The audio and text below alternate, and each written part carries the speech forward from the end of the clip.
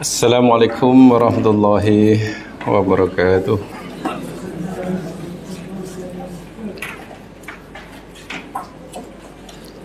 Alhamdulillahirabbil alamin. Assalatu wassalamu ala rasulihil karim Nabiyina Rasulina Muhammadin sallallahu alaihi wasallam al-mab'uth rahmatan lil alamin wa ala alihi wa ashabihi wa atba'ihi ila yaumiddin. Raditu billahi rabba bil islami dina wa bi Muhammadin nabiyya wa rasulah.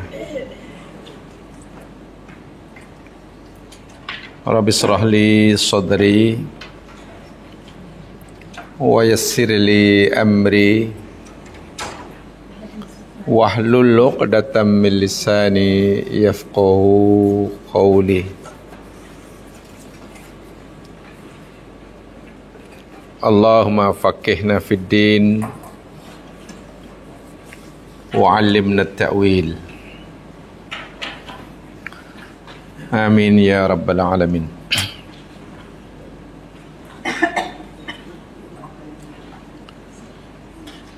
Didoakan mudah-mudahan semuanya dalam keadaan sehat walafiat di bawah lindungan Allah Subhanahu wa taala. Dimudahkan segala urusan, diringankan anggota tubuh badan untuk mentaatinya. Dicampakkan dalam hati setiap kita rasa senang mentaatinya dan takut menderhakainya. Amin.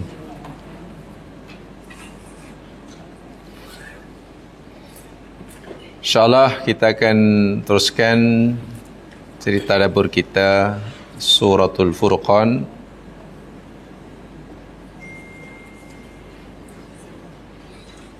Dan hari ini kita akan pelajari ayat yang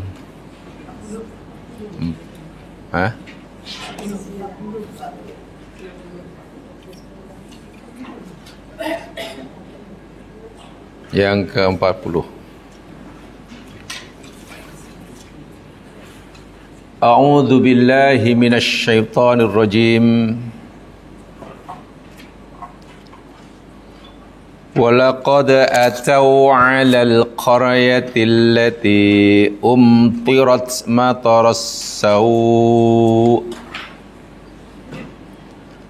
afalam yakunu yarawnaha bal kanu la yarjuna nusyura. Waw dan lam demi qad sungguh, hanya untuk menambahkan pengetahuan. Waw itu namanya waw istinaf. Waw istinaf atau waw ibtida.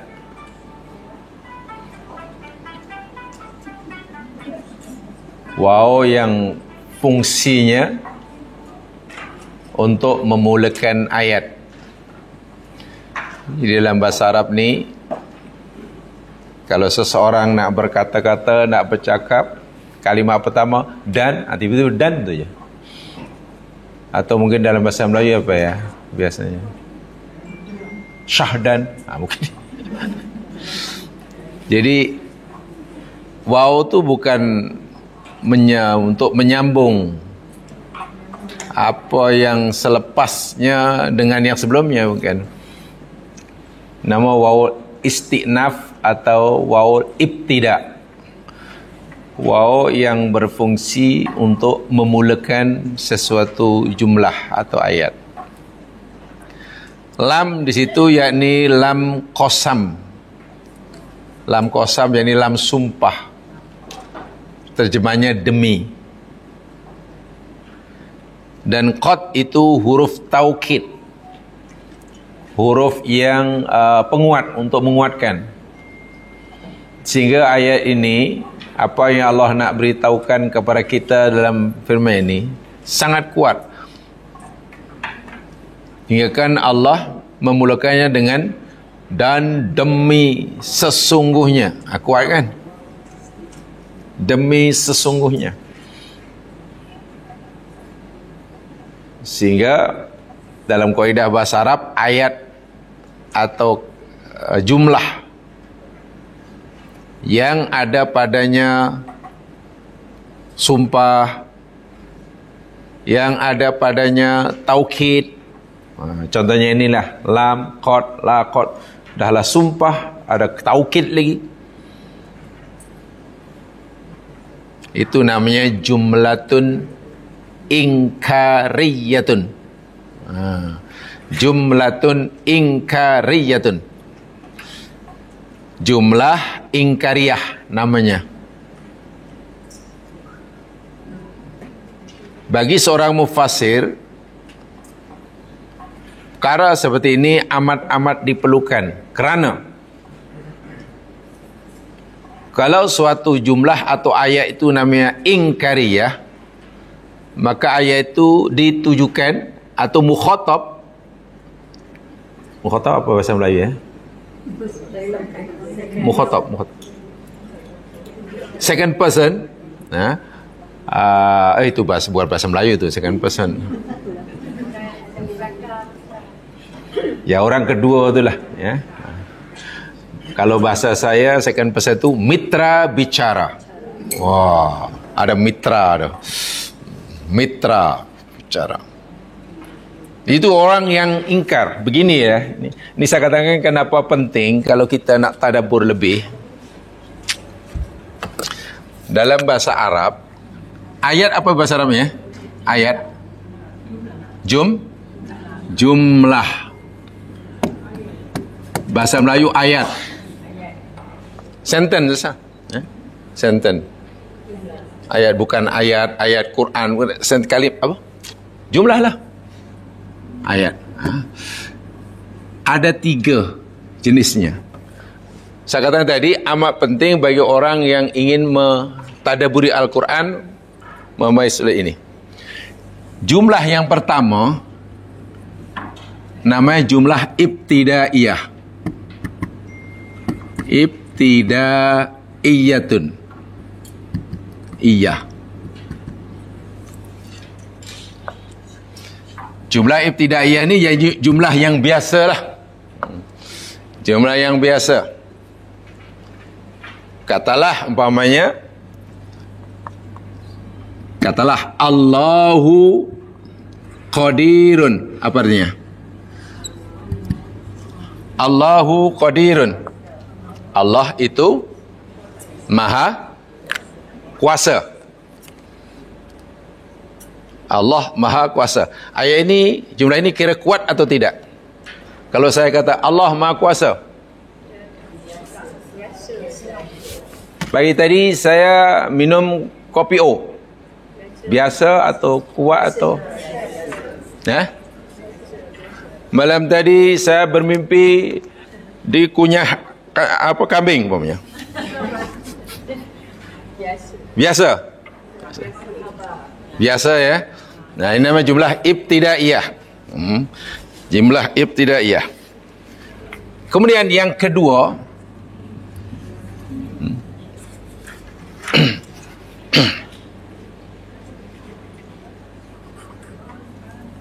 ingkariyah. Apa yang kedua? Allahu Akbar. Baik, yang ketiga, yang kedua nanti saya lupa. Yang ketiga jumlah ingkariyah. Jap. Tiba-tiba lupa. Masya Allah, subhanallah. Ingkariyah ini jumlah yang ada padanya lebih daripada satu taukid. Saya contohnya umpamanya, lebihlah mungkin 2, 3, 4. Katalah saya kata begini jumlah. Wallahi. Apa maknanya? Demi Allah. Ini apa namanya? Sumpah. Inna apa artinya? Iya, ini apa namanya? Taukid. Allah apa artinya? Allah. Lam sungguh. Qadirun. Apa terjemahnya? Demi Allah, sesungguhnya Allah itu sungguh maha berapa itu penguatnya itu? 3. Satu sumpah, kemudian ini apa nih? Taukid, kemudian ini taukid juga. Jadi demi Allah, sesungguhnya Allah itu sungguh maha berkuasa. Ini namanya jumlah ingkariyah. Jumlah seperti ini, mukhatabnya, mitra bicaranya, jadi orang yang tidak percaya. Bila kita bercakap atau bila ayat itu, ayat seperti ini, mana ayat itu ditujukan kepada orang yang dalam hatinya tidak ada kepercayaan walaupun sikit pun tidak ada. Yang ini, ayat ini ditujukan kepada mukhatab yang hatinya kosong, mudah percaya. Jadi kalau kita nak kata pada orang mukmin, nak beritahu bahwa Allah tu maha berkuasa, kita hanya cukup berkata Allahu Qadirun. Orang tu dah percaya, karena hatinya mudah percaya. Adapun pada orang yang ragu, yang dalam hatinya ada keraguan, betul ke Allah ni kuasa? Jangan-jangan tidak, tapi iyalah. Jadi dalam hatinya masih belum yakin, tapi juga tidak mengingkari. Dalam hati orang itu yakin pun belum, tapi dia tidak mengingkari. Maknanya dalam hati orang itu ada syak, ada keraguan. Pada orang yang masih ada keraguan, kita tambah satu saja, dia punya taukidnya. Innallaha Qadirun. Terjemahannya, sesungguhnya Allah maha berkuasa. Kalau satu-satu ayat itu ada padanya satu huruf taukid, satu je, maka ayat ini ditujukan kepada orang yang hatinya ada apa tadi? Ada syak, ada keraguan, belum percaya 100%, tapi juga tidak menolak. Yang ini Allahu Qadirun ditujukan kepada mukhatab yang hatinya percaya, mudah percaya. Jadi kepada Abu Bakar As-Siddiq umpamanya, ya cukuplah, ya Abu Bakar, innallaha qadir. Wahai Abu Bakar, Allah itu maha kuasa. Abu Bakar, oh ya, saya percaya. Kepada orang, siapa ni agaknya ni? Orang kafir yang baru mula agama Islam punya, imannya belum mantap, belum kuat, kita nak meyakinkan bahawa Allah maha berkuasa, kita kata innallaha qadir. Sebab kita kata Allahu Qadirun, dia iya ke? Karena dia masih ragu, kita sampaikan, katakan padanya dengan ayat ini, sesungguhnya Allah maha kuasa, guna satu taukid. Adapun kepada orang yang ingkar, hatinya langsung tak ada keyakinan sikit pun kepada apa yang kita sampaikan, tambah 2 taukid, kalau perlu 3, kalau 4, kalau perlu 5, kalau perlu 10. Demi Allah, sesungguhnya, lain tidak, panjanglah. Jadi kita tahu ayat-ayat Al-Quran ini agak ditujukan pada orang yang hatinya seperti apa. Macam tu. Kita tengok apa namanya, Susunannya. Minta maaf, saya belum ingat apa nama yang kedua itu, nama jumlah itu. Tapi yang penting itu tadi. Bila tidak ada taukid, ditujukan kepada orang yang hatinya khalid dhihni, orang yang hatinya masih suci, masih kosong. Apa yang kita sampaikan, apa yang Al-Quran sampaikan, dia percaya. Tak ada keraguan sikit pun. Kepada mereka yang ada keraguan sikit, belum yakin tapi juga tidak menolak, ayat Quran, jumlah dalam Quran ditambah dengan satu taukid, bukan dua, satu. Sebab bila ayat itu sudah ada dua taukid atau lebih, nah itu ditujukan pada orang yang hatinya ingkar. Hatinya ingkar. Jadi ayat 40 ni agak-agak Allah berfirman kepada siapa ini? Orang yang imannya kuat, orang yang hatinya rada ragu, atau orang yang tak percaya? Tak percaya. So itu Allah kata walaqad. Macam itulah umpamanya. Jadi kalau kita cakap pada kawan umpamanya, semalam saya makan nasi ayam. Kawan tu dah percaya, sudahlah. Oh sudah. Oh ya. Tapi kalau kawan tu kata, iya ke? Tak pernah pun ya, saya kata sungguh semalam saya makan nasi ayam, karena dia sudah ragu kan. Tapi kalau kawan tu tak percayalah, pembohong nomor wahid katanya. Dia kata kita pembohong nomor wahid, ya tambahlah taukidnya banyak-banyak. Demi Allah,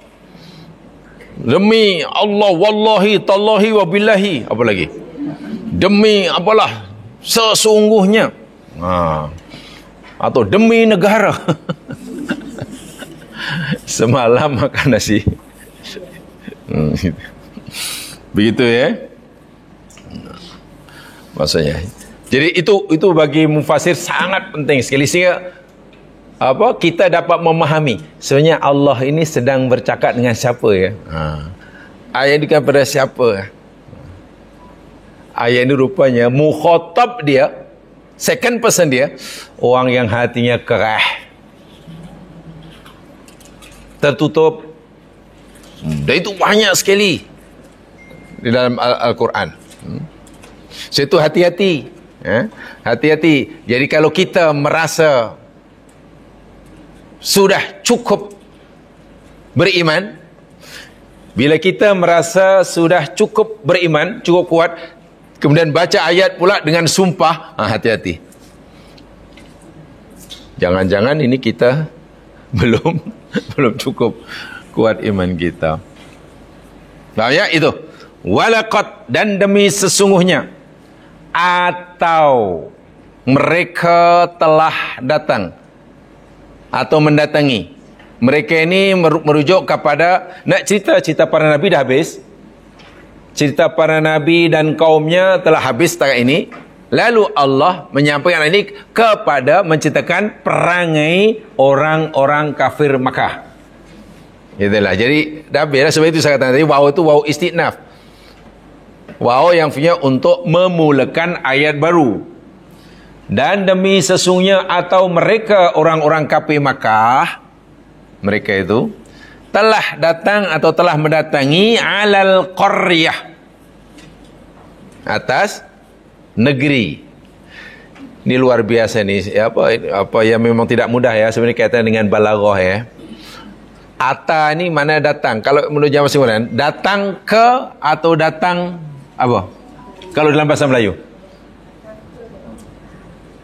saya nak datang kepada.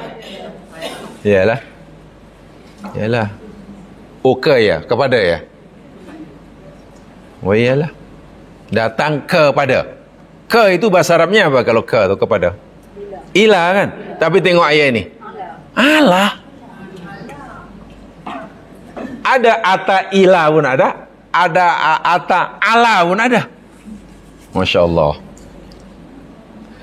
Jadi di sini mereka bermaksud orang-orang kafir Makkah datang ke Qaryah negeri, daerah yang dahulu kala Allah hancur leburkan bukan sekali, tapi banyak kali. Bukan hanya datang sekadar lalu, tapi mereka pernah berhenti di situ. Jadi kalau kita datang ke satu tempat dan kita duduk di situ atau kita berhenti di situ, walaupun beberapa ketika, itu namanya Ata Allah. Tapi kalau hanya sekadar pernah datang dan saja, dan hanya datang ilah. Qaryah di sini merujuk pada negeri-negeri, daerah yang Allah pernah hancur leburkan penghuninya. Contoh kan negeri kaum Nabi Hud telah dibinasakan, kaum Nabi Shu'aib dibinasakan, kaum Ad, Samud, kaum Nabi Lut. Tengok ayatnya. Negeri allati yang umtirat. Umtirat itu maknanya diturunkan hujan. Mator. Turun hujan atau dihujani. Matoros sau, dengan hujan keburukan. Agak-agak negeri mana nih ya? Sadum. Boleh jadi. Dihujani dengan hujan yang buruk. Hanya bini jawab sekarang ya. Gimana ya? Matoron apa bahasa Arabnya? Bahasa Arabnya? Hujan, kan? Tetapi perkataan matoron di dalam Al-Quran, matoron dalam Al-Quran itu tidak bermakna hujan air yang air langit yang apa? Yang kita kenal itulah. Kalau Allah cerita tentang hujan air yang untuk yalah hujan yang kita harapkan, Quran tak pernah kata matorun. Allah sendiri kata anzalna minas sama'i ma'a. Kami turunkan dari langit air. Itu hujan. Tapi kalau matorun, walaupun makna Melayu hujan dalam Al-Quran sentiasa digunakan dalam Al-Quran dalam arti yang, dalam konotasi yang negatif. Azab. Hujan azab. Bukan hujan rahmat, hujan air, tak ada. Itu penggunaan dalam Al-Quran. Sehingga kita tidak akan temukan kalimah mator di dalam Al-Quran, melainkan ia bermaksud hujan azab. Kalau hujan air yang hari-hari yang sekarang ni lah, karena petang hari, itu dalam Quran bukan mator. Quran kata kami turunkan air dari langit. Dia turunkan air dari langit. Walaupun dalam percakapan sehari-hari ya, matorun bolehlah diartikan hujan air, hujan. Tapi berbeza dengan Al-Quran. Al-Quran gunakan kalimah mator untuk memberi bermaksud hujan azab. Hujan batu ke hujan ya, apa dia? Ya, hujan batu lah. Hujan batu. Afalam yakunu, maka tidakkah mereka adalah mereka yarawnaha, maka tidakkah pernah mereka melihatnya? Ini pertanyaan daripada Allah. Orang-orang jahiliyah, kafir Quraisy, selalu dah pergi ke kampung itu, ke daerah itu. Dalam perjalanan mereka untuk melakukan perniagaan, sama ada pergi ke selatan, di sana akan melalui bahkan melalui kampung daerah yang dahulu dihuni oleh Nabi Hud, Nabi Soleh. Itu arah ke sana, arah ke selatan, ke Yaman.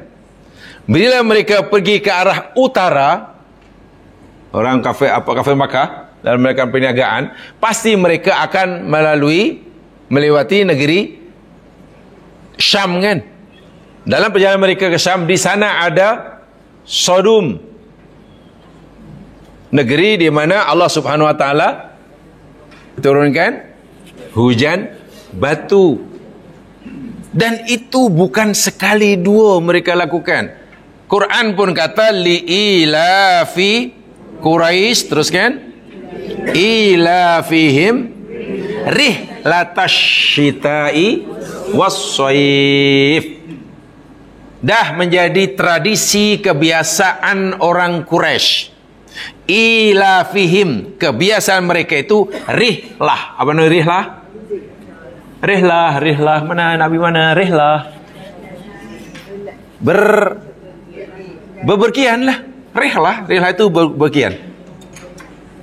Rihlah ilmiah, katalah ya bepergian. Rihlah mereka bepergian untuk menjalankan perniagaan asy-syita'i. Rihlatas syita'i, bepergian pada musim syita, sejuk. Was-shaif, panas. Senang. Syita sejuk, shaif panas. Ke utara ke negeri Syam, ke selatan ke negeri Yaman. Dan mereka ni ahli perniagaan. Bila pergi ke selatan ke negeri Yaman, pasti melalui kampung atau negeri yang dahulu dihuni oleh kaum Thamud, oleh kaum Ad, yang dihancurkan oleh Allah Subhanahu wa taala, dan bekas-bekas kesan itu ada. Atharut tarikhiyah, kesan sejarah itu masih ada. Bila pergi ke utara ke negeri Syam, mereka akan lalu Sadum. Ya, dahulu tidak ada Syria ya, yang ada Syam. Dahulu negeri Syam pada zaman Nabi, Syam. Ya, karena ada negara modern akhirnya menjadi negara bangsa lah. Syam tu masuklah Jordan, Syria, Lebanon, Palestin sekarang. Ya, negara yang membentang daripada Arab hinggalah Turki. Itu namanya Syam. Mereka selalu pergi berada di tempat yang Allah qaryah yang Allah pernah binasakan. Lalu Allah tanya, afalam yakunu yarawnaha, tidak pernahkah mereka melihatnya? Jawapannya pernahlah. Bukan pernah, selalu. Bila selalu berada di tempat yang Allah telah binasakan kerana kejahatan mereka, pendustaan mereka pada ayat Allah, kenapa mereka tidak mengambil i'tibar? Allah kata bal kanu la yarjuna nusyura. Itu puncanya. Bal, bahkan kanu adalah mereka, la yarjun, mereka tidak mengharapkan nusyuran. Apa nusyur? Hari kebangkitan. Pasal mereka tidak yakin adanya hari kebangkitan lah, mereka tidak pernah mengambil pengajaran daripada kisah umat-umat dahulu yang dibinasakan oleh Allah kerana mereka menolak ajaran Nabi. Seakan-akan beginilah, wahai orang kafir Makkah, kamu tak takut ke aku binasakan kerana kamu menolak Nabiku? Kalau kamu tak percaya, dah puluhan umat seperti kamu yang menolak ajaran Nabiku yang aku binasakan.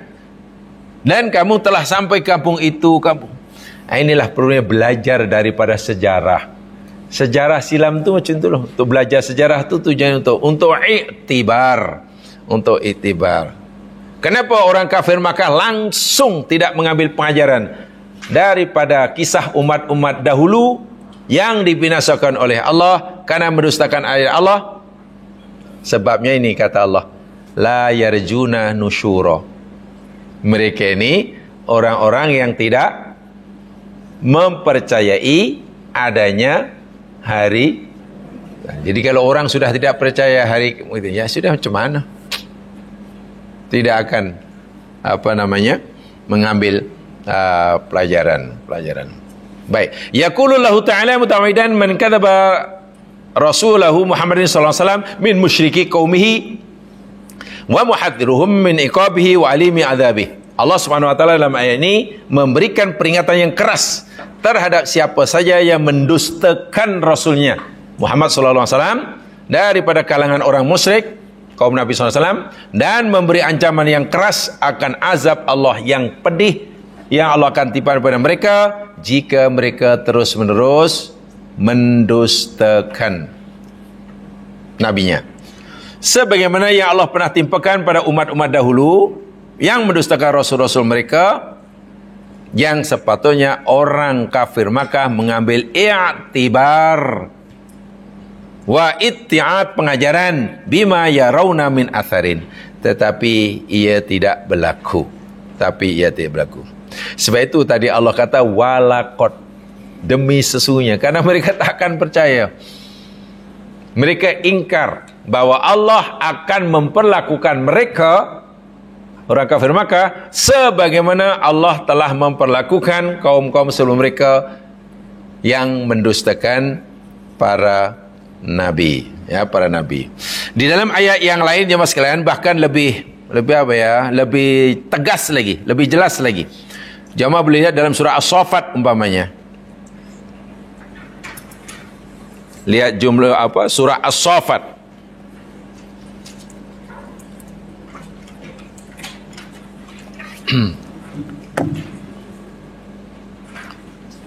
Ayat yang ke berapa nih? Surah As-Saffat surah yang ke berapa ya? Ya, ayat yang ke 137.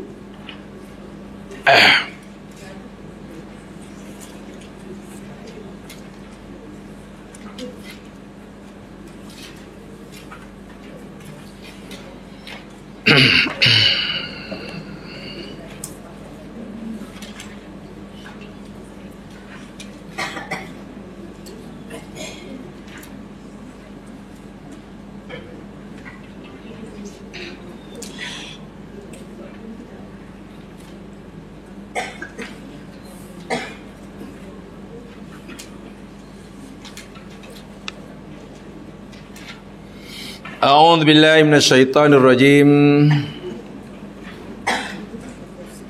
Allah Subhanahu wa taala berfirman, masih berkaitan dengan apa orang kafir Makkah, sama dengan ayat ini, wa innakum, dan sesungguhnya kamu orang-orang kafir Makkah, lam, sungguh, tengok dua taukid, inna taukid, lam taukid, sesungguhnya kamu, la tamurunna, sungguh, marra yamurru, melewati, melalui, alaihim, atas mereka, dalam perjalanan kamu ke negeri Syam atau dalam perjalanan kamu ke negeri Yaman, musbihin, pada waktu pagi, wabil lail, dan pada waktu malam. Pagi pernah, siang, malam, mana banyak kali ya, karena memang itu budaya mereka berniaga.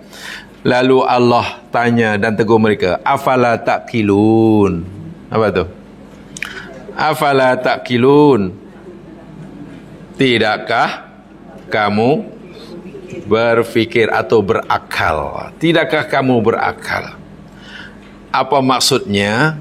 Mereka ini selalu melewati, melalui tempat-tempat yang Allah Subhanahu wa taala binasakan karena mereka mendustakan utusan Allah. Sepatutnya mereka mengambil pengajaran.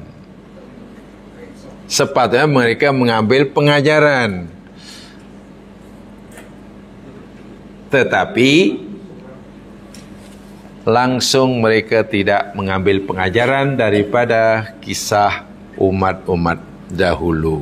Puncanya tadi saya katakan, yakni kata Al-Quran, mereka tidak meyakini adanya hari kiamat. Kata Quran, balkanu la yarjuna nusyura, bahkan mereka tidak mengharapkan adanya hari kebangkitan. Dalam ayat yang lain, orang kafir Makkah bahkan kata, aidza mitna wa kunna turaban wa izaman a inna lamab'utsun. Apa artinya tu? Aidza, maka apabila, adakah apabila mitna, kami telah mati, wa kunna turaban, dan kami telah menjadi tanah, wa izaman, dan kami dah jadi tulang-tulang yang dah reput, a inna lamab'utsun, adakah sesungguhnya kami orang-orang yang akan itulah. Jadi yang sekalian, kalau orang sudah tidak lagi percaya adanya kehidupan selepas kematian, mereka yakin adanya kematian selepas kehidupan sekarang, tapi mereka tidak meyakini adanya kehidupan selepas kematian. Ya itulah, akhirnya buat apa sajalah. Melihat siksa Allah yang dahsyat pun tidak akan timbul rasa takut. Bermakna yang boleh menjadikan seorang itu terkawal perjalanan hidupnya, jadi orang yang baik, yakni keyakinannya terhadap hari kebangkitan. Hari kebangkitan. Istilahnya apa namanya? Kehidupan selepas kematian, ya jemaah sekalian. Istilah Quran memanglah. Kita ni sebenarnya berapa kali mati, berapa kali hidup tu? Betul. Tapi orang kata hidup hanya sekali. Ya? Betul, hidup sekali. Lihat surah Al-Baqarah ayat 28. Coba. Lihat surah Al-Baqarah ayat 28.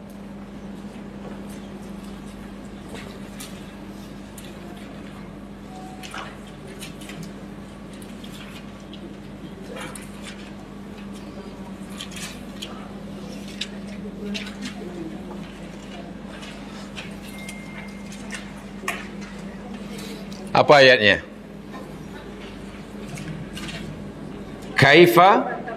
Kaifa takfuruna billahi wa kuntum amwatan fa'ahyakum thumma yumitukum thumma yuhyikum thumma.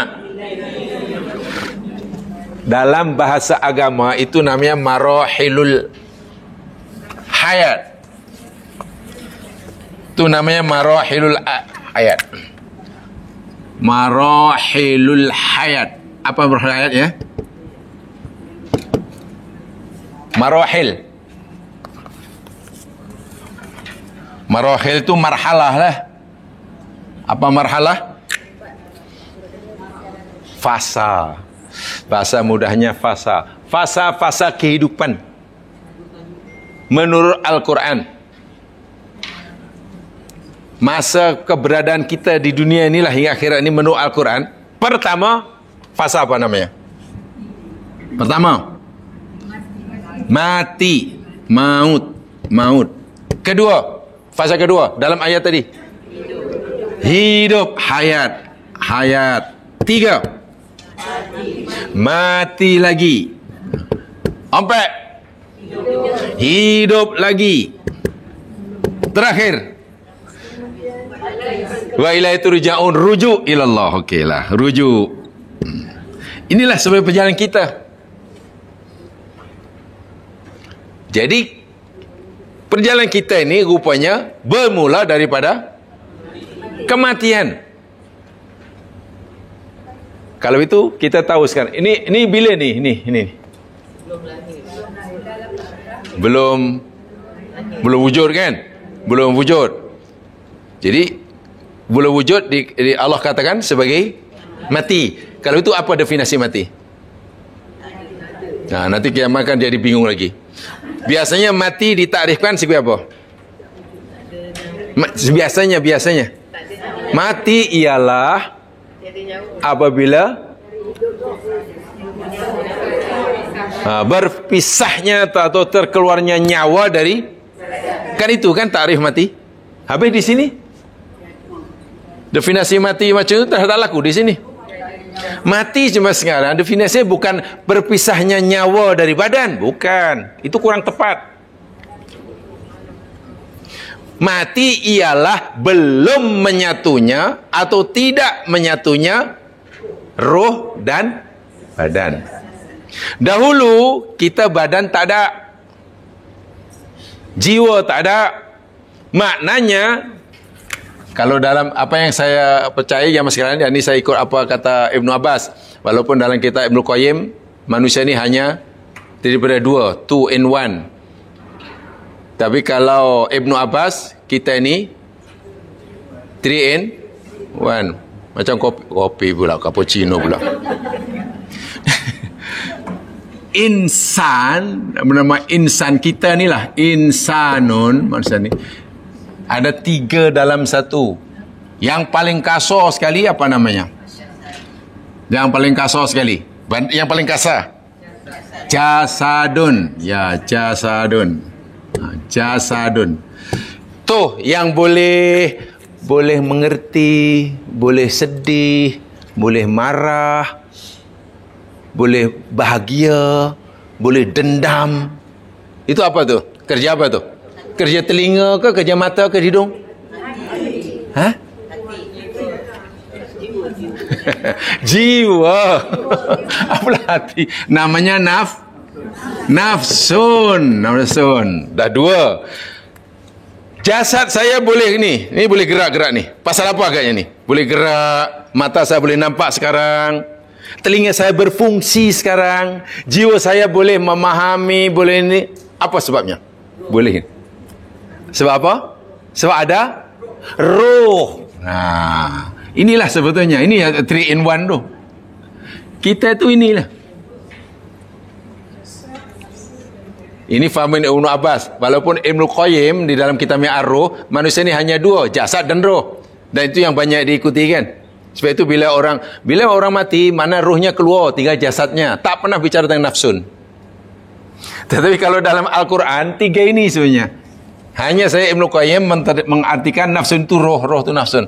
Walaupun sebenarnya tidak secara tegas beliau menyatakan begitu. Nih, gitu kan. Jasad yang tercipta daripada tanah. Sangat sempurna penciptaannya. Mulai pada hujung kaki hinggalah jaringan saraf yang ada dalam kepala, dalam otak. Itu jasad, itu benda yang nampak. Dia tidak akan berfungsi selagi tidak ada roh. Okey ya. Sebab itu kalau roh berpisah aja, apa? Dah mati kan, dah tak boleh ni kan. Nafsun demikian juga. Jiwa itu sangat canggih sekali. Quran kata wa nafsi wa ma sawwaha. Demi jiwa wa ma sawwaha. Dan Allah telah menyempurnakannya. Nafsun bukannya jasad. Nafsun ciptaan Allah yang tersendiri. Fa alhamaha fujuraha wa taqwaha. Allah telah memberikan ilham, Allah telah memberikan potensi kepada jiwa fujur dan takwa. Apa itu?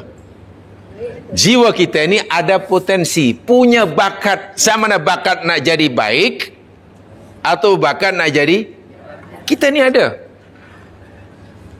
Ada bakat nak jadi mukmin pun ada, bakat jadi munafik pun ada, jadi kafir pun ada. Kita ini makhluk yang luar biasa. Malaikat ada tak bakat jadi jahat? Tak ada. Kita lagi bagus. Malaikat ni ibarat doktor. Malaikat ni ibarat doktor spesialis lah. Kamu malaikat, aku tugaskan kamu untuk apa, cabut nyawa ya. Itu je kerja dia. Cabut nyawa. Tengok orang sakit, tengok aja. Belum. Iya. Satu je tugasnya. Ibarat doktor spesialis lah. Kita ini ibarat doktor apa? General practice, semua boleh. semua boleh. Nah, nafsun ini, kemampuan kita boleh faham, boleh yakin, mana boleh fungsi lah. Kita boleh percaya, boleh tak percaya, kita boleh yakin, kita boleh dendam, kita boleh pemaaf. Nafsu yang fungsinya begitulah. kadang boleh kenal Allah, sangat takut pada Allah, tiba-tiba sangat berani kepada Allah. Itu kerja jasad atau kerja nafsun?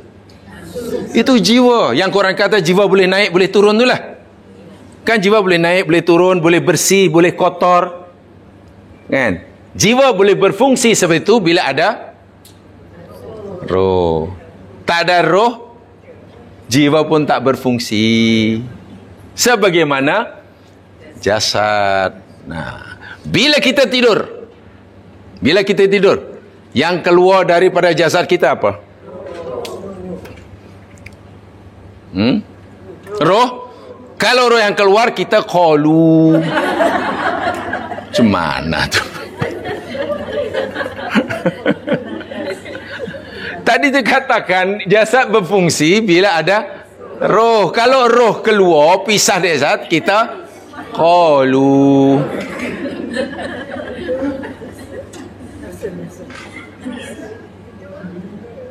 Roh tidak keluar.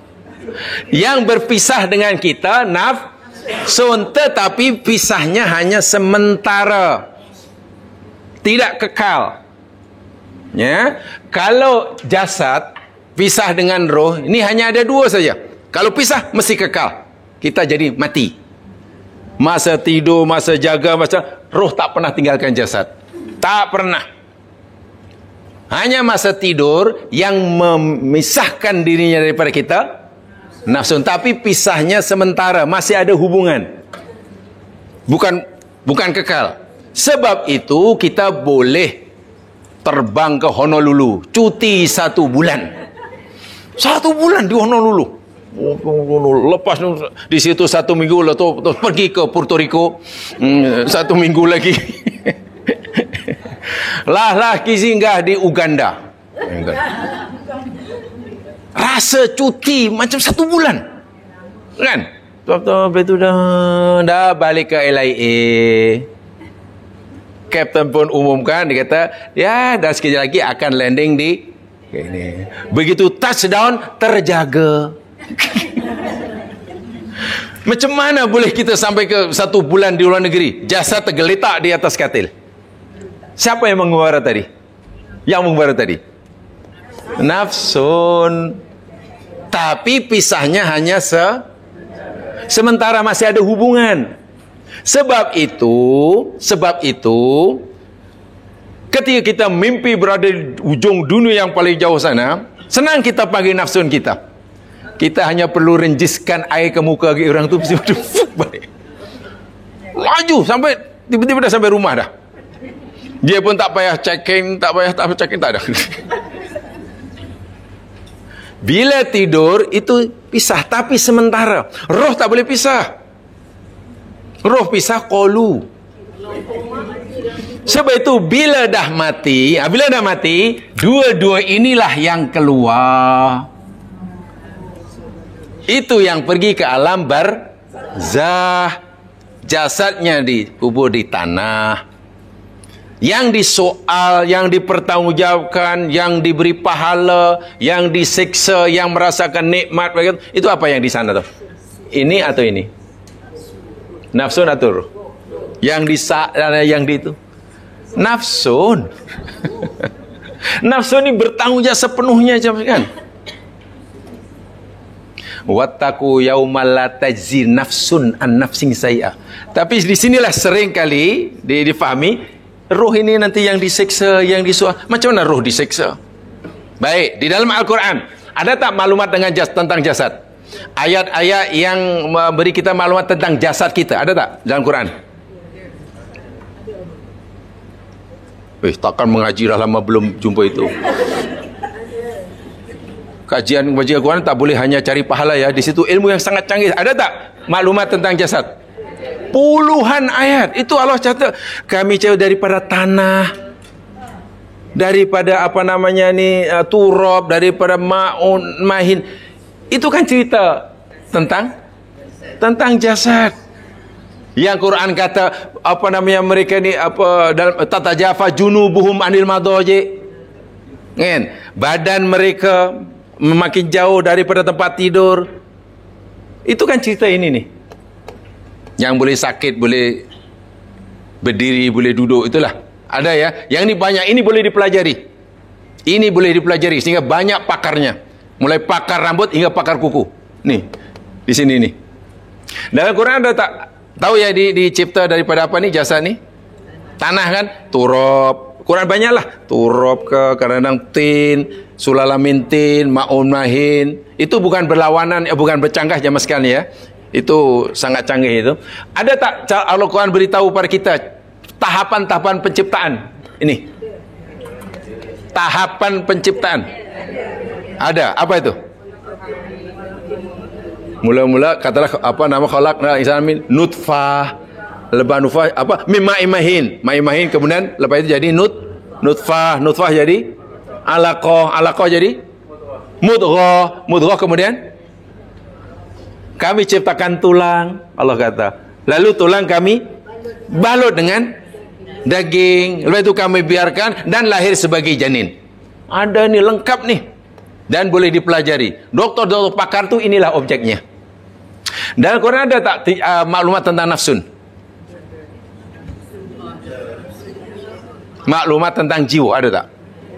Banyak. Tadi sudah diberikan wa nafsi wa masawaha fa'alhama fujura wa taq qad aflaha man zakkaha. Ada tu Quran. Beruntunglah orang yang menyucikan jiwanya. Rugilah orang yang mengotori jiwanya. Kan? Ya ayyuhatan nafsul mutmainnah. Itu kan cerita tentang jiwa. Jadi jiwa dalam Al-Quran, maklumat Quran tentang jiwa boleh naik, boleh turun, boleh kotor, boleh bersih, boleh yakin, boleh ragu, boleh dengki, boleh banyak ini sifatnya. Tapi ada tak dalam Al-Quran maklumat yang beritahu kita jiwa itu dicipta daripada apa? Tadi yang ini ada? Ada ya? Yang jasad tadi ada. Dicipta daripada apa? Sekarang ada tak ayat Quran yang beri tahu kita maklumat pada kita jiwa itu dicipta daripada apa? Kalau jasad jelas tadi. Jelas daripada tanah, daripada. Kalau jiwa ada tak? Dalam Al-Quran 30 juzuk. Sudah puluhan tahun kali khatam. Tidak ada. Sehingga hari ini kita tidak tahu jiwa itu dicipta daripada apa. Tidak diketahui. Sebab ini ya, dan letaknya dalam kita tidak tahu di mana tempatnya. Di mana tempatnya jiwa dalam tubuh kita ini kita tidak tahu di mana. Walaupun adalah yang coba buat kajian, letaknya ya ada di sebalik fikiran kita. Jiwa itu letaknya di sebalik. Jadi yang nampak itu fikir, akal apa ni otak, yang ada di sebalik. Sebab ini termasuk alam rohani dipanggil. Jadi ini banyak maklumat dalam Al-Quran tapi tentang sifat-sifatnya, fungsinya. Tapi kita tidak diberitahu dari apa ia dicipta. Sekarang yang terakhir, unsur roh. Ada tak dalam Al-Quran ayat yang beritahu kita roh ini dicipta daripada apa? Tidak ada. Ada tak Al-Quran beritahu kita tentang sifat-sifat roh tu apa? Kerjanya ke apa ke? Oh, kerjanya macam ni. Nah, kalau telinga, kalau jasadnya adalah telinga untuk dengar. Ada disebut. Baik, kita ada telinga. Telinga ini kira jasad atau apa nih? Yang ini. Jasad. Mendengar, kita boleh mendengar itu kerja jasad atau kerja ini? Nafsun, tengok. Lain je sekalian. Mata. Yang bila sakit jumpa doktor mata itulah. Itu kira yang mana ni? Jasad. Yang boleh melihat kemudian, oh itu anak saya, oh itu cucu, oh itu kereta. Itu kerja apa? Kerja mata, kerja apa? Kerja jasad, kerja apa? Jelas ya? Yang roh dicipta di apa tadi? Tidak diberitahu sifat-sifatnya ke, kerjanya ke dalam Quran. Sebab itulah ketika Nabi ditanya, wa yas'alunaka 'anir ruh. Mereka tanya pada Muhammad, apa itu roh? Nabi pun disuruh oleh kata, kul. Muhammad jawab kepada mereka, kulir ruh min amri rabbi. Roh itu adalah rahsia. Maknanya Nabi pun tidak tahu apa itu roh. apalagi kita. Karena roh kata Allah itu. Dan tahukah kita jemaah sekalian, kalau jasad ada tak apa Allah nisbahkan pada kita? Katalah jasad kamu, jasad mereka, ada tak? Ada kan? Kalau nafsun jiwa, ada tak dalam Quran? Jiwa kamu, jiwa mereka, jiwa kami, ada tak? Dalam Quran? Hah? Rabbana zalamna anfusana. Anfusana. Penisbahan, dinisbahkan. Nafsi, nafsuka, ada tak? Anfusukum, anfusum, ada? Maknanya jiwa dinisbahkan pada kita kan? Ada tak roh yang Allah nisbahkan kepada kita? Pada kita? Tidak ada. Allah tak pernah kata arwahukum, tak ada. Arwahuhum, tak ada. Semua kalimah roh dalam Quran pasti dinisbahkan pada Allah. Mirruhi, rohku, Allah kata. Ruhina, roh kami. Ruhihi. Jadi kalimah roh sentiasa dinisbahkan pada Allah. Sebab itu rahsia. Rahsia ini tak ada yang tahu ni. Dia tahu. Tapi kita sudah, ya pemahamannya tak tahulah asal usulnya. Ini kalau kita mau lebih bertanggungjawab, maksud saya. Dah jadi budaya kita, biasanya roh pun dinisbahkan pada kita. Mudah-mudahan rohnya dicucuri oleh, betul tak? Aduh, mudah-mudahan rohnya dicucuri. Macam mana rohnya dicucuri rahmat Allah? Roh itu dinisbahkan kepemilikannya kepada Allah. Tidak ada satu pun kalimah roh dalam Quran yang maknanya nyawa lah, yang dinisbahkan kepemilikannya pada kita. Tak ada. Oh, itu rohnya jahat. Macam mana rohnya jahat? Kemudian rohnya selalu gitu ya biasanya, apa? Rohnya dicucuri rahmat gitu ya. Ya, saya fikir kurang tepat lah.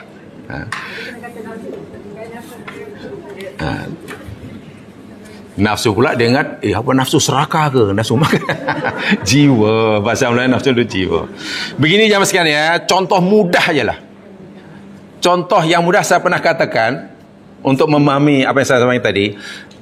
Nak kata betul sangat contoh itu pun tidak, tapi memudahkan jemaah memahami yang saya sampaikan tadi. Ni handphone kita ini, ataupun ni iPad saya ni, kan? Tubuh kasurnya ni, apa dia ni? Hardware dia ni dibuat daripada apa ni? Hardware.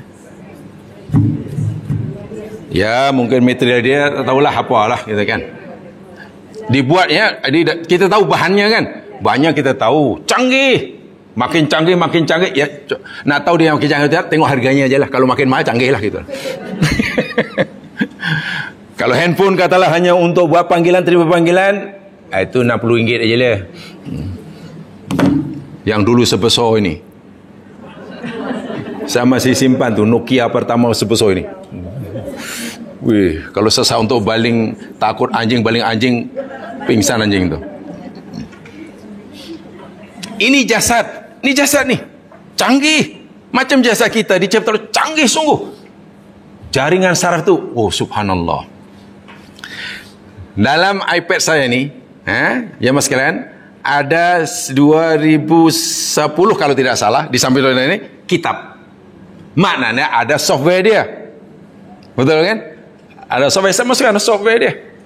Kalau elok lah. Kalau tak elok, jamaah sekalian, kalaulah kita bongkar lah ini, kita bongkar satu ceraikan, cuma tak ada softwarenya kat mana? Jumpa tu kat mana? Oh, ini software dia. Nampak? Ada? Agak-agak lah. Tak ada ya? Itulah namanya jiwa. Ibaratnya kalau dia dalam badan namanya jiwa. Yang ini namanya software dia. Baik. iPad saya boleh berfungsi. Kalau saya on kan, boleh keluar semuanya. Tutup ni. Itu pasal ada apa agaknya? Bateri. Elektrik kan? Pasal elektrik itulah namanya rohnya. Sekarang kalau bateri saya cabut, apa yang gini? Mati, betul kan? Secanggih apapun software dia, secanggih apapun hardware dia, tak berfungsi karena baterinya dah. Bateri itu kan yang bagi dia tenaga kan? Walaupun mati, dia ada potensi untuk dapat dihidupkan. Betul? Kalau pasang balik, nah, secara mudah macam itulah gambaran dia. Jasad kita tu ini. Jadi kalau begitu, yang nak dinilai baik atau buruk ini, manfaat atau tidak, dari segi apanya? Softwarenya. Betul? Jika katalah iPad ini katalah tak berguna, isinya macam-macam lah, gambar-gambar yang tak senonoh lah, artikel yang tak senonoh, itu salah software, salah hardwarenya, salah baterinya. Salah software dia, sangat salahkan bateri. Jadi yang boleh dibersihkan, boleh jadi kotor, boleh jadi baik, boleh jadi ini apa? Software dia. Jadi kalau itu yang boleh jadi baik, jadi tidak, yang jahat tidak, yang mana? Nafsun. Itu Quran dah jelaskan. Roh ini Allah yang punya, macam mana boleh jadi ada roh kotor, roh jahat? Macam mana tahu roh jahat? Ya, tu jadi Pontianak tu, roh jahat tu. Allahu Akbar. Tu ada orang mati gantung diri di Simpang 4 tu. Itu sekarang kalau ada orang lalu Simpang 4, itu kacau dia lah. Yang ada keluar jadi apa nama, kuntilanak ke.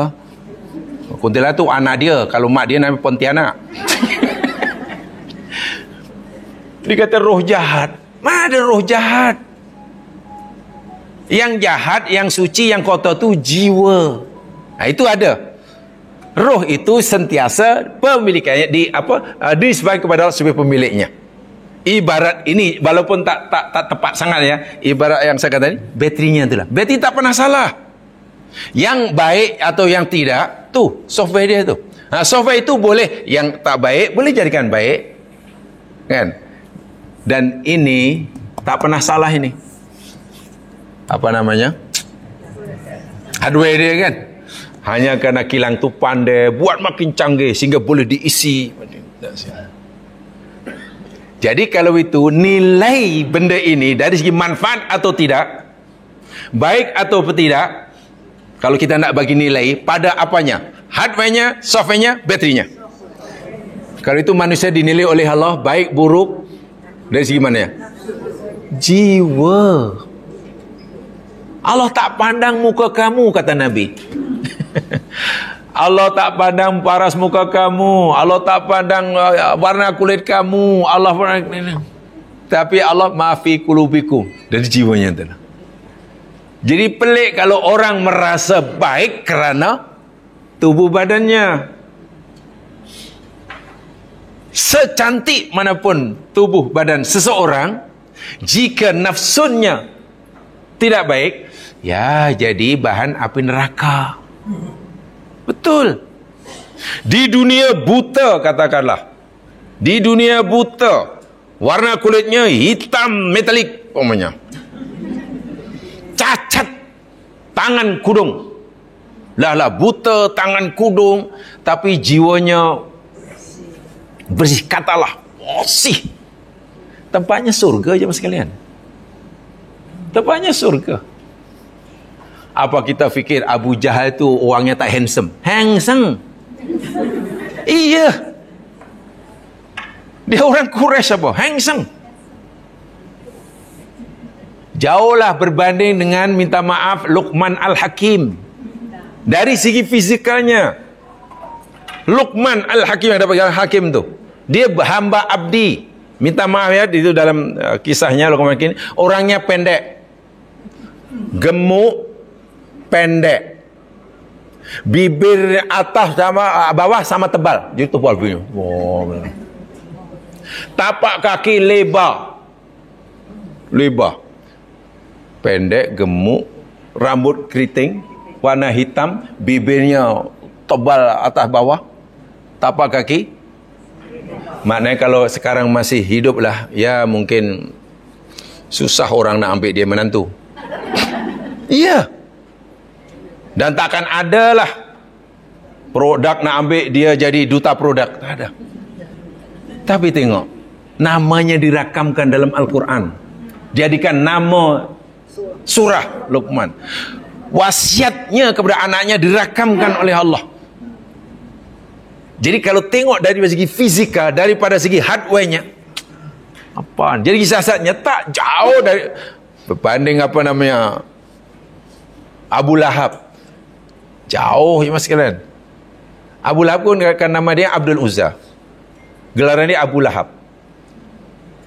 Abu itu bapak, Lahab itu menyala-nyala. Karena memang wajahnya menyala-nyala. Boleh katakan siap perempuan membenangnya pasti terpesona lah. Jadi lawannya dah tak terbayang lah. Jasadnya. Tetapi nafsunnya kotor. Maka dia menjadi bahan api neraka.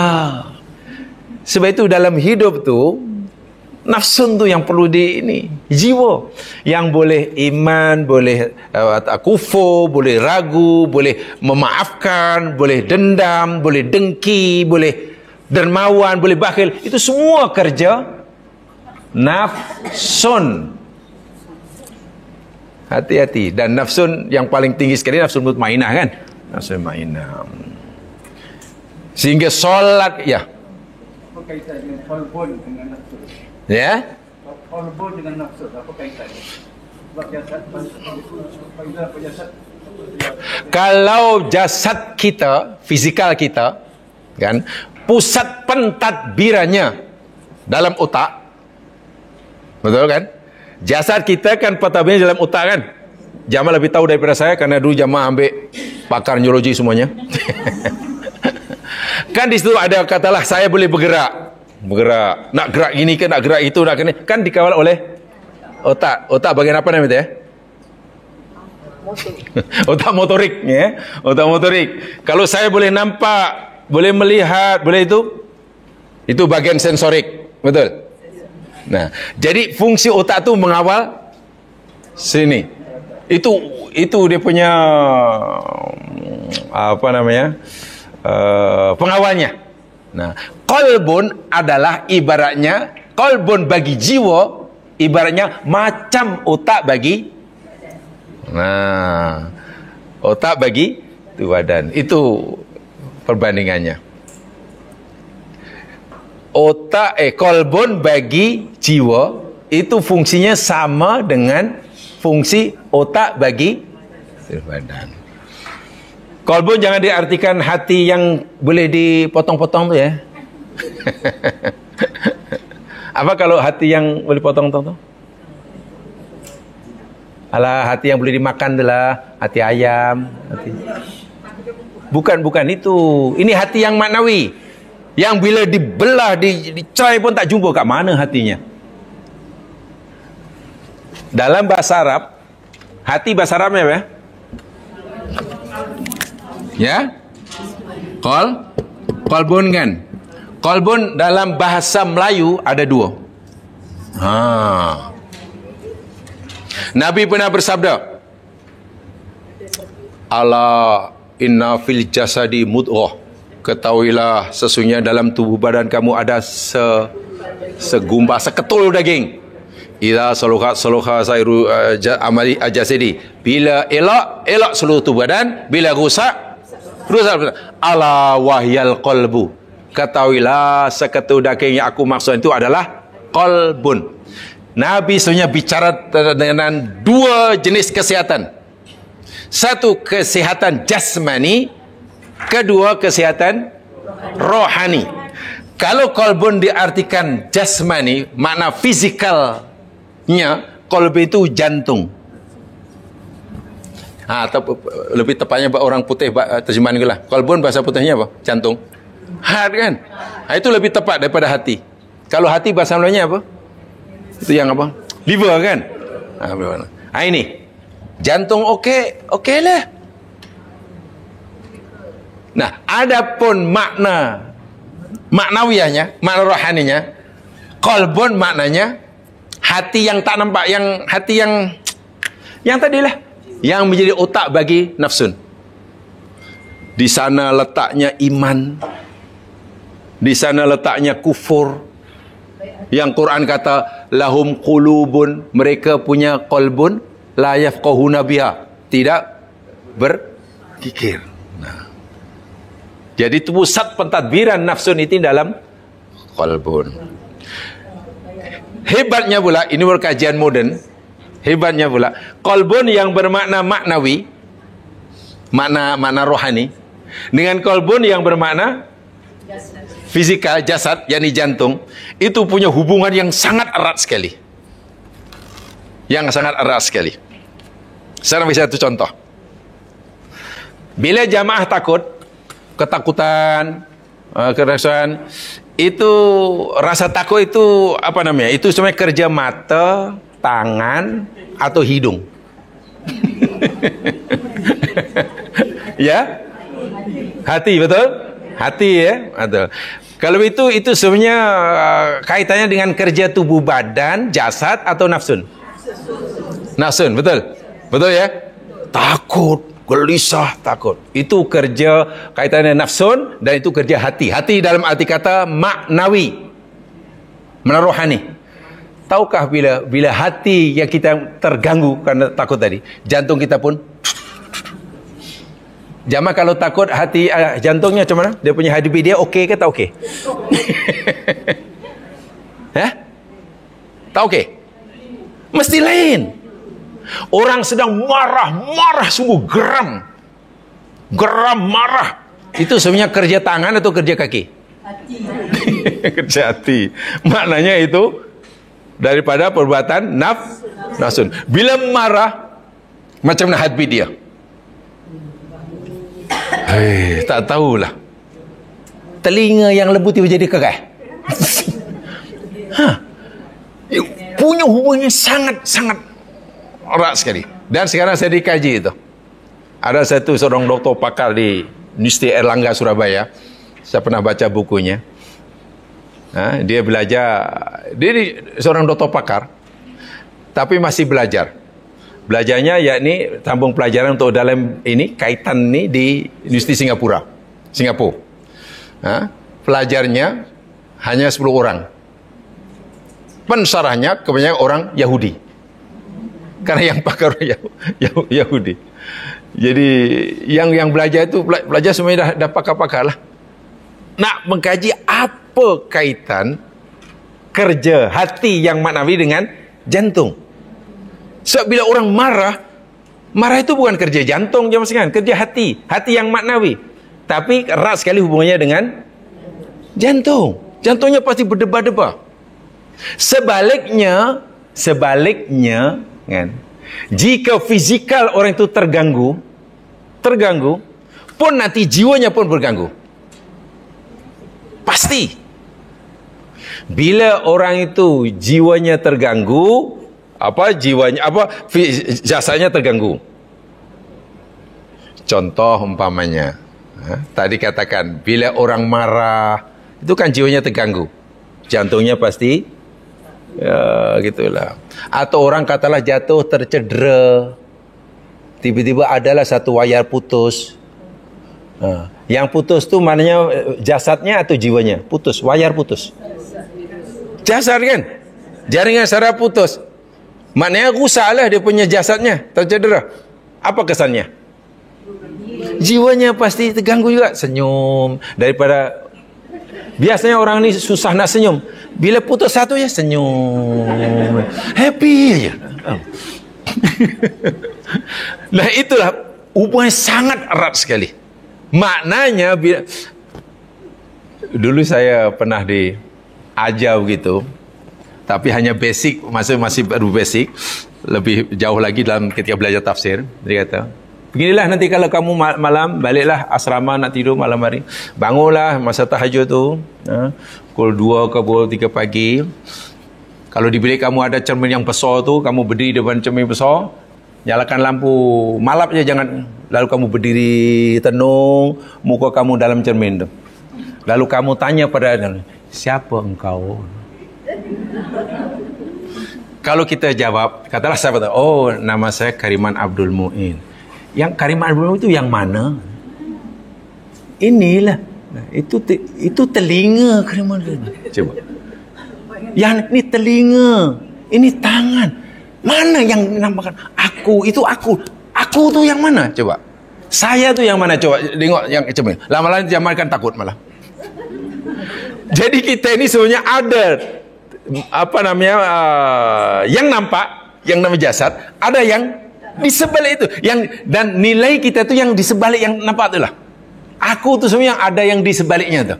Bukan yang nampak tu apa? Itu hidung saya, mata saya, telinga saya. Habis yang saya tu yang mana coba? Coba sesekali merenunglah depan itu. Guru saya tu nak beritahu, namanya apa itu jiwa tu yang ada di sebaliknya. Nanti lama-lama malah takut. Tapi pelik je. Takut dari sendiri lagi pelik tu. Itu bagus ya Mas Yan. Untuk merenung akhirnya. Iya. Kalau saya hanya menghabiskan masa untuk menghias ini. Mana menghias? Hanya menghias telinga saya. Melicinkan muka saya. Memutihkan kulit saya. Memancungkan hidung saya. Maknanya bukan saya yang dicantikkan. Betul? Kalau kita hanya menjaga hidung, maknanya saya atau hidung saya yang dicantikkan. Itu rugi. Dan itulah yang Quran selalu ingatkan tuh. Rugi bila orang itu terpesona al-hayatu dunia. Kita menghabiskan masa untuk memperelok yang apa tadi? Yang sayanya tetap buruk. Sedangkan nanti yang dinilai Allah yang sayanya tu. Yang saya tu yang mana ya? Saya tu. Sebab ini bukan saya. Ini bukan saya. Pasti kita cakap, ini tangan saya. Jari saya. Jari. Yang saya tu yang tak nampak tu, yang dijebelik tu. Sesekali buatlah. Lama Nabi kan kenal akhirnya. Lalu tanya, man ana? Man ana? Itulah jiwa, ya. Itulah jiwa.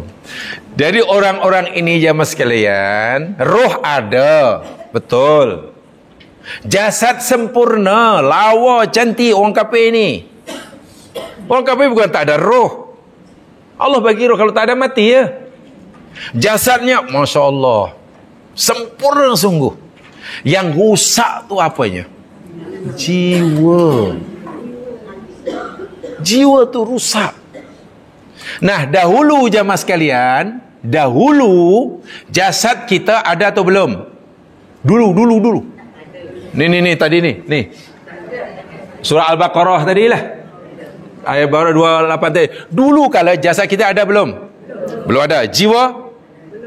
Belum. Jiwa mana mungkin ada, sebab jiwa ini tempatnya di jasad di dunia. Roh? Nah, di sinilah yang saya ada perbezaan pendapat.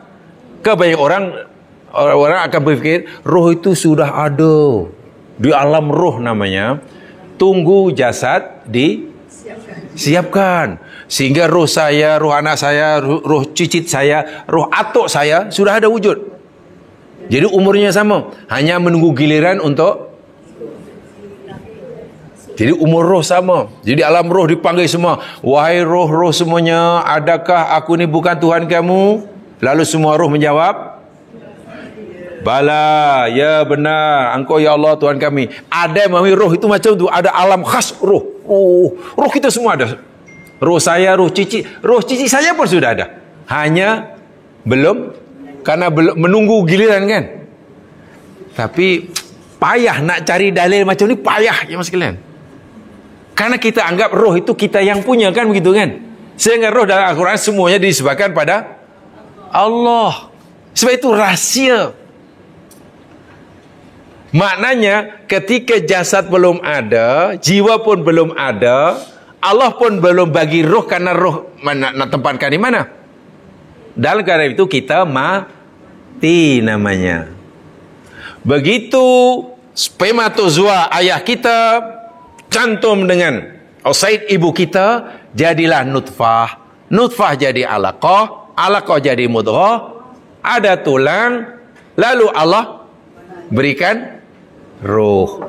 Maknanya waktu jasad sudah ada, nafsun juga sudah ada, dan roh pun ada. Maknanya kita hidup.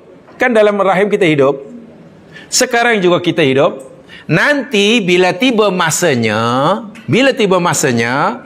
Allah akan pisahkan nafsun dan roh kita daripada jasad kita. Nafsun dan roh akan meneruskan perjalanannya ke alam yang lebih tinggi. Jadi yang pergi itu bukan roh saja, nafsun, karena nanti akan dipertanggungjawabkan oleh Allah. Nafsun, roh yakni berfungsi untuk memastikan nafsun berfungsi. Bila berpisah namanya mati. Hanya menurut keyakinan kita sebagai Ahlussunnah wal Jamaah, masuk dalam alam barzah, dihidupkan semula, jasad dicantumkan sesuatu, tapi bagaimana rupanya wallahu alam. Kata Ibnu Taimiyah, kalau di dunia ini alam yang nyata mana nih? Jasad, nafsun, roh. Alam yang nyata, yang sahadah, jasad. Alam yang gaib, roh dan nafsun, itu di dunia. Masuk alam barzah, kata Imam Ibnu Taimiyah, alam yang syahadahnya itu nafsun dan ruhnya. Nafsun alam syahadah, sementara jasadnya alam gaib, di alam barzah lah, di alam barzah. Sebab itu dibangkitkan, sudah ditanya, nanti bila di akhirat dibangkitkan, kita hanya 2, 1 atau 3 dalam 1, 3 di akhirat nanti. Kita 3 in 1 ke, 2 in 1 ke? Nanti bangkit di akhirat 3. Di akhirat nanti roh kita, nafsun ni kalau tak ada roh tak berfungsi je mas kan, tak berfungsi. Dan jika kita juga ada jasad, di akhirat ada tak jasad? Ada tu dalam Quran, nanti disebutkan di akhirat nanti ada banyak hadis-hadis Nabi. Sebab itu di akhirat nanti hidup, betul-betul hidup. Hanya hidup di sana tidak sama hidup di sini. Hidup di sini dipengaruhi oleh masa dan tempat.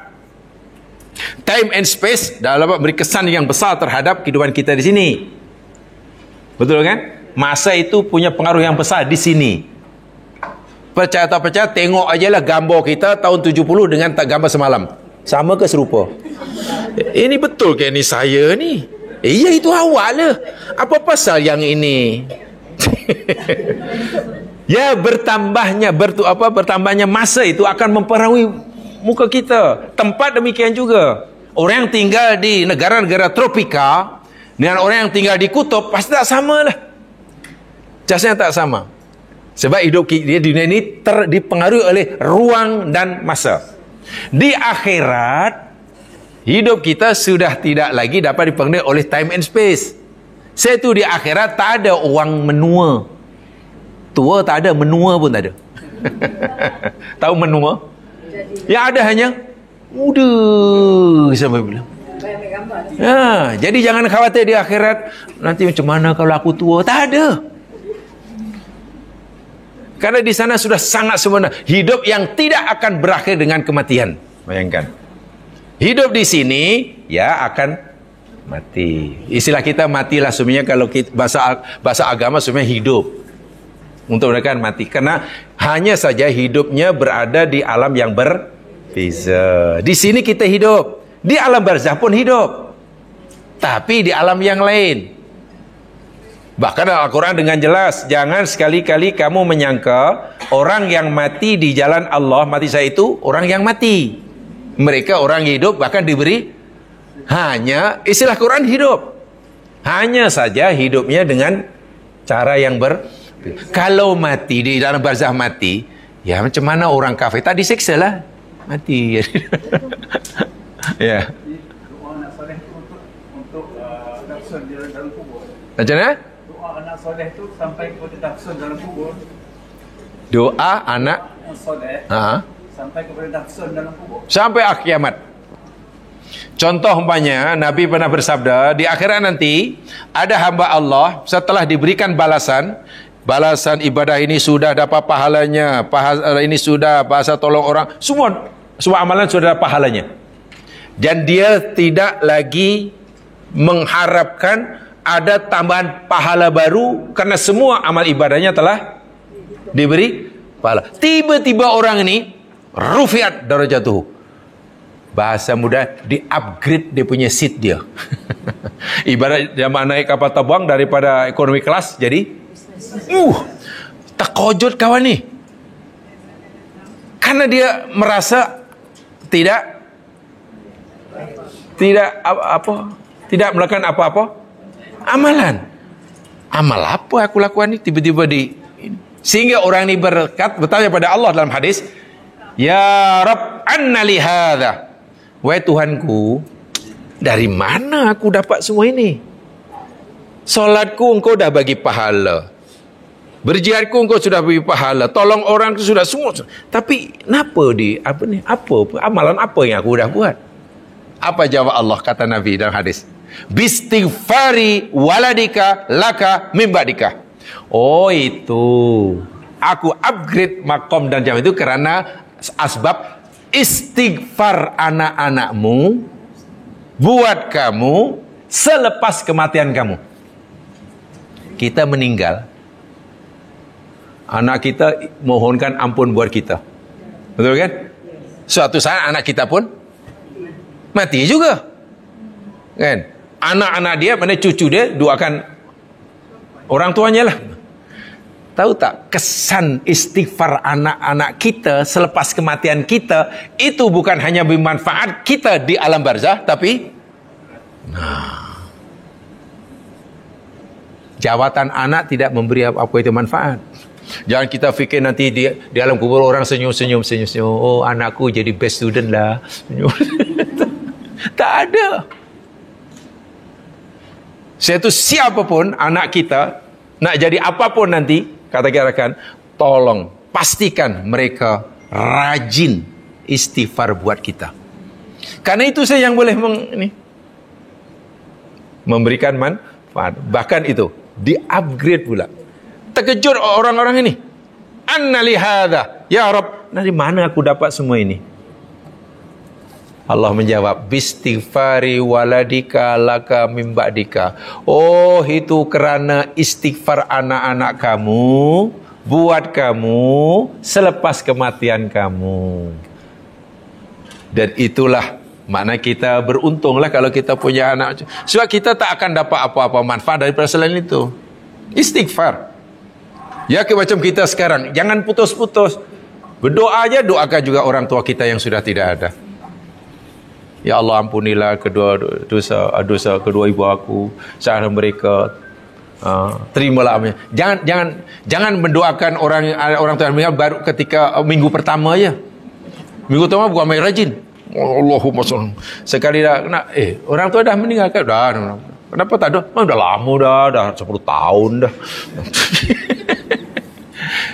Maknanya kita baru boleh berhenti mendoakan mereka apabila kita jadi dah macam tu lah.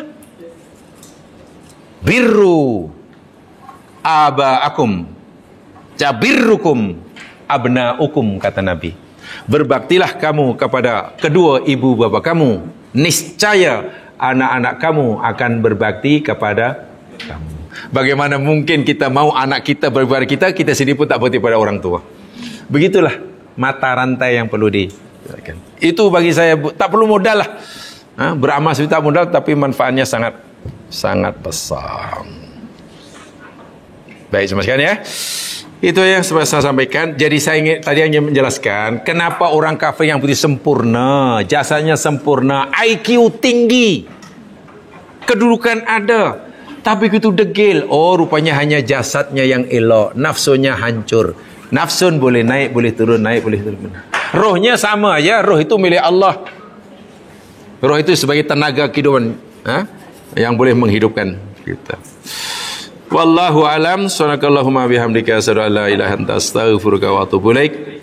A'udzu minasyaitonir rajim. Innal insana lafi khusr illa alladziina aamanu shalihat tawasaw bil haqq tawasaw bis sabr. Assalamualaikum warahmatullahi